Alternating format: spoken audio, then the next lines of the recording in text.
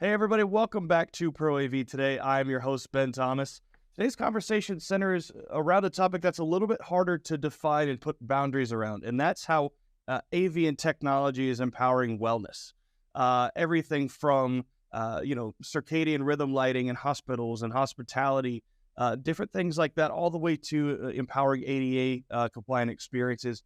Anything and everything in between that, and we're going to try and break down and grab some firm takeaways today. But I brought on somebody who's much more familiar in the space than I am, and that's Krys Kwiecien over from AVI-SPL. He's the chair of ABLE and a member of their Core Plus team. Krys, thanks so much for coming on. Thank you for having me, Ben. Well, Krys, I think we'll start really at the top, right? You and I have had a chance to chat before, and your story is a really empowering and impactful one. Let's start there. Tell us a little bit about your story and how your experiences have helped kind of shape your passion for wellness and technology. Absolutely. So, again, Ben, thank you very much for having me here. My story with AVI-SPL is near and dear to my heart. I started as a contractor in the Chicago office, and I've got about 4.5 to 5 years as a contractor under my belt at AVI-SPL. I love working there. I really cut my teeth there shop testing. So it was like unbox therapy for me every single day, learning just the ins and outs and all the signal flow. Is like my favorite part of the job was getting into the gear and the understanding how it all connects with the system.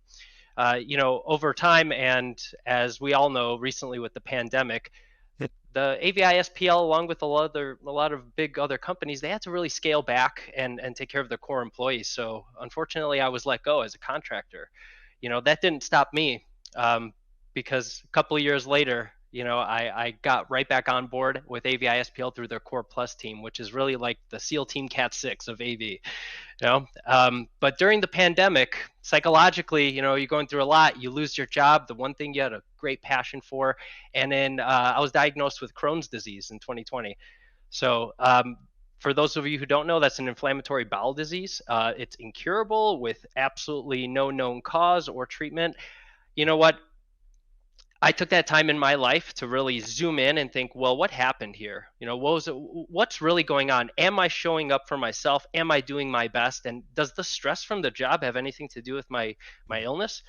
It's 2023 now, and I confidently say for the last 3 years I've been in remission, off of medication completely, and I heavily leveraged a lot of the things I used about health and wellness to better my life, and then actually get my freedom back.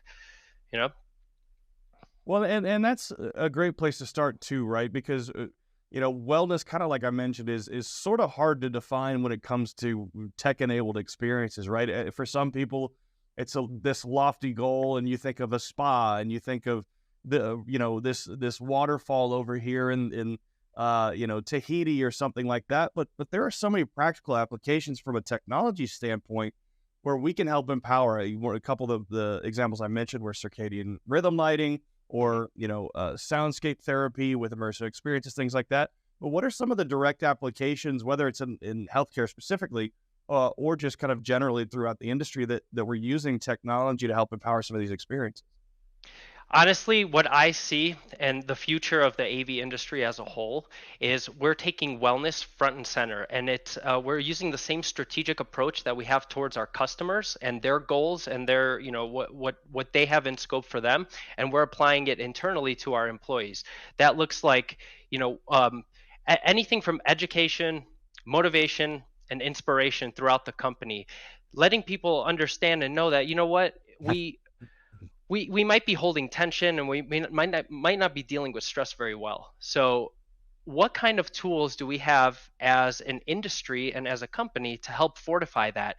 Like typically people right before a meeting, what do? We grab a cup of coffee, right? But did you know that a 10-minute meditation is going to help you relax, calm down, ease your nerves, and better prepare you for that? So it all starts there fundamentally from the company standpoint, and other industry leaders like Windy City Wire and Shure that really put their diversity and exclusion. I'm sorry. The I'm opposite of stuttering that. here. The opposite, inclusion and gosh, I'm blanking. I'm sorry, Ben. Diversity, equity, and inclusion. Equity and Yeah. inclusion. So we're putting those, front and center. And as chair of ABLE, this one thing that really empowered me was the idea of like, listen, we want equality for everybody. which means we put everybody up front to be able to do their best, right? Regardless of limitations, and a big, um, so a big passion of mine was esports, right? And it was a big passion of mine since my healing journey, through having this, Crohn's disease and being feeling isolated. I used gaming as a way to kind of escape the situation and allow myself to get in a better mindset so that I can heal and have fun and connect when times were not allowing me to. And there's a lot of people who are in the same situation. And I believe AVI-SPL, along with other industry leaders, can really help those people dissolve these feelings of isolation and feel more comfortable. We're working closely with the Able Gamers charity coming up this season, where the work they do there is incredible, Ben. What they do is they'll go and meet and greet with individuals who have either physical disabilities that are holding them back from holding a regular controller. And what they help them do is modify the interface. And to me, this is extra special because it speaks to what we do as an industry when there are hurdles. We don't just define that and say there's nothing we can do. We modify the interface and continue playing. So you'll see these beautiful gaming setups with all different adaptive pads for these, athletes that can now feel like, hey, we've leveled the playing field. I can now be free to go play, socialize, and do everything regardless of my current circumstance. And taking that from the clinical setting, taking that from the hospital setting, and then radiating that all the way back to the office setting. We've got a lot of employees coming back from the work from home environment, and there were a lot of luxuries there, like not wearing pants, taking your shoes off, being comfortable, being around your pets and your family. And what that fostered was a clear sense of understanding. So it was less and less about the work. And when you allow an employee to relax and see something at a higher level, you encourage the best possible outcome. And I really think that's what AV is doing very, really, really well in order to foster that new sense of thinking. Yeah, and what stands out to me too is we talk about this all the time on the show. We talk about a renewed focus on the end user, and part of that obviously is making sure that it's easy for the end user to use, that it's achieving the goals that the end user needs to use, but it's also empowering and serving the end user, right? I use the example all the time, like I have an Apple Watch that I use, and it tells me to stand up and it tells me to breathe sometimes, which it knows when I'm getting stressed because of elevated heart rates and things like that. But that's a little bit more of a consumer technology. But when you start to extrapolate that to the larger commercial installation world, maybe what are some examples, and I'll even shout out EPOS real quick before we dig into it, because they a lot of their headphones now include technology that, like, the audio helps soothe the brain. I can't explain how it works. I don't know. It's impressive. I've tried it and it works. But what are some of the ways that you're seeing technology manufacturers take some of that ownership from the end user perspective and making sure that they're helping serve them to drive wellness, among other things? What comes front and center in my mind are the ergonomics of the technology. And this is like a seamless integration with the human experience, because after all, you've seen the evolution of technology, Ben. You've lived through clunky, gigantic technology that's just getting smaller, and more streamlined with the human experience, to the point in which it's enhancing and a layer of awareness that we didn't know that we once had. This all started was just with VR and AR alone, what they've done with the space and how they've helped AVI-SPL and the customers see the visions of, like, what would it take for us to spin this room around, add a couple of displays and cameras, and we can do the same thing with the wellness centers. We can do the same thing with these, we went from having just quiet rooms, where people can just go unplug and relax. And those are evolving into wellness centers that have lighting and control panels that are voice activated and very, very seamlessly integrated with light color palettes to help foster this sense of calmness. Rather than, in the past, I feel like a lot of it was like, get up, go, work harder, work faster, focus more. When now the big underlying theme is relaxing, integrating, and keeping things smooth and connected. I would agree with you, and it's been interesting to watch the industry kind of struggle with that shift a little bit, because even some of the stuff that we're talking about today is, I don't want to say high concept, but it's unfamiliar to folks, right? Because maybe they were raised a specific way, or maybe they don't, they've never needed maybe they've never dealt with ADHD or neurodegenerative disorders or whatever. But there are folks out there who we can help empower and serve through technology. And just because my experience as Ben Thomas differs from yours as Krys, that doesn't mean that one way is right and one way is wrong. So I think it's really important as we continue to design products and build installations and really design a lot of these installations that we have a lot of this flexibility in mind. We have this flexibility of efficiency, proactivity, execution, but also some of that flexibility to where, hey, we can design these to be a little bit more familiar and comfortable. And, you have the conversation all the time about comfortable chairs, right? A more comfortable chair is great for back support. It's great for long-term health. It's great for so many of these different things. I think now we're really starting to pick up on that in the tech world. Absolutely. You see it everywhere from standing and sitting desks to people, choosing, hey, you know what? I'd rather be barefoot on a grounding mat at my desk to get my connection with the earth instead of, the typical strap up, get in there, uniform, and go.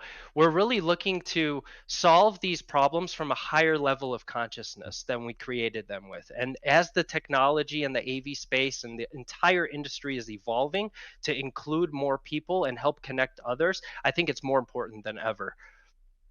Yeah, I mean, I would agree with you. It's interesting too, and we talked about it a little bit earlier, where we're pulling a lot of these concepts from different industries, right? And the one that kind of jumps out to me, and the one that I see every year I'm at InfoComm in Vegas or NAB or shows in Vegas.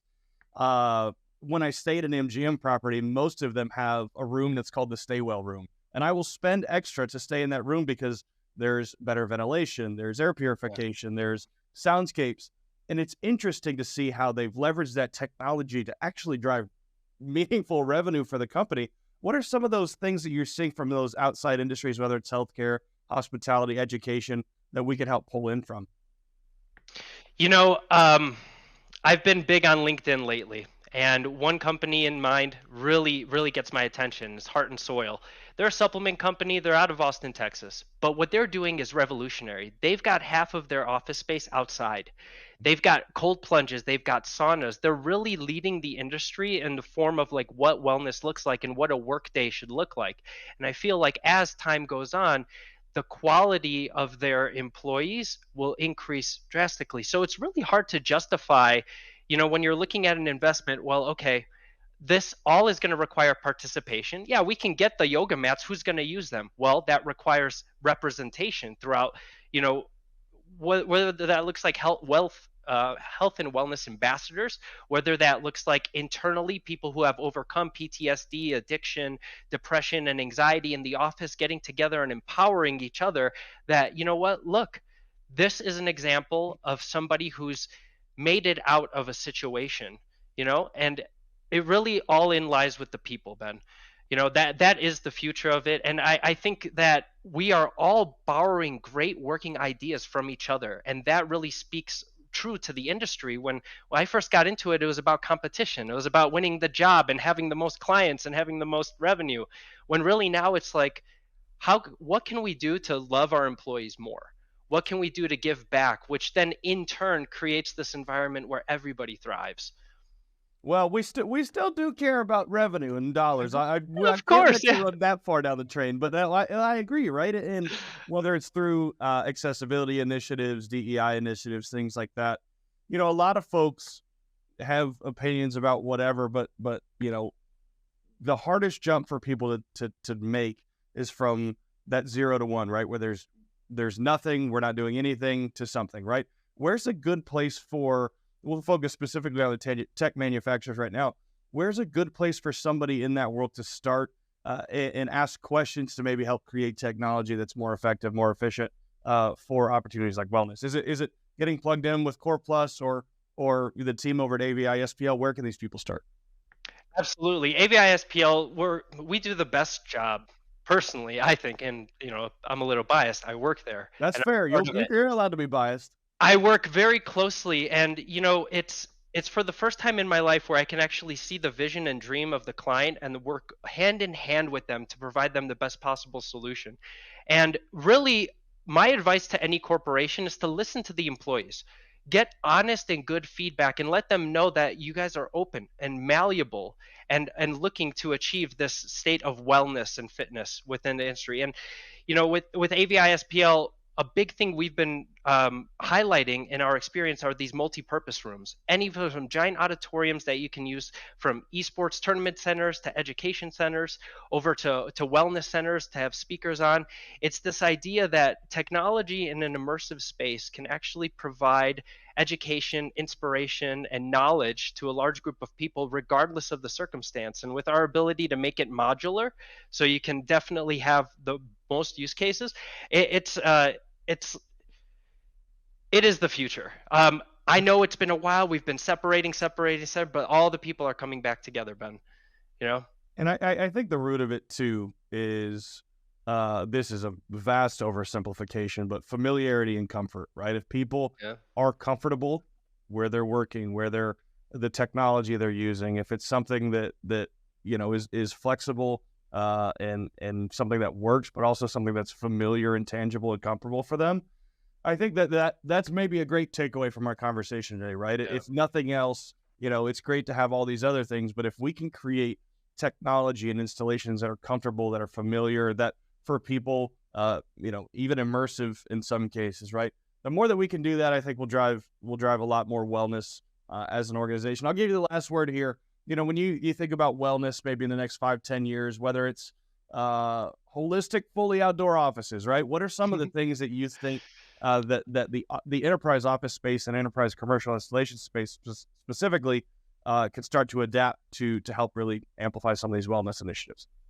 Well, so personally, Ben, I think that the wellness initiatives and the education and all the inspiration around the subject is great. But at the core, there needs to be an understanding and a restructure of overworking individuals. And at the same time, this is a lot of attention on the person, the people, the company, everyone, to prioritize fitness. Because when you are fit and you're clear and you have this ability to adapt, and that ability to adapt, pivot, and continue moving forward without getting beat up by life, by stress, by all these things, that's what truly gets everybody on the same page and total success. So, total fitness, whether that's mental, physical, and we do that through what? Education, motivation, and inspiration. I love that. You sound like my personal trainer, which is great. And my wife did sometimes too. She gets on to me. But hey, that picture sometimes of being in business is sometimes you forget or you just forget to do some of those things. And when you focus on yourself, you focus on mental fitness, physical fitness. Look, it's something that's really beneficial. And I'm not a doctor, by the way. I don't know if I have to preface that. Whatever. Nobody sue me, please. I don't think Krys is either, but Krys is far more doctor about it than I am. So I'll leave the word to you. My experience is what guides me. No, but definitely. There you go. Well, hey, Krys, we appreciate you coming on today. It's look, it's a very high concept topic. It's hard to kind of wrap. For me, honestly, it's hard for me to find those guide rails and the guideposts. But you did a great job kind of breaking some of these things down and answered some of the questions that I know folks in the community have. So we appreciate you coming on today. I appreciate it, Ben. Thank you so much. And thank you all for listening, tuning in. Be sure to subscribe and watch Pro AV Today.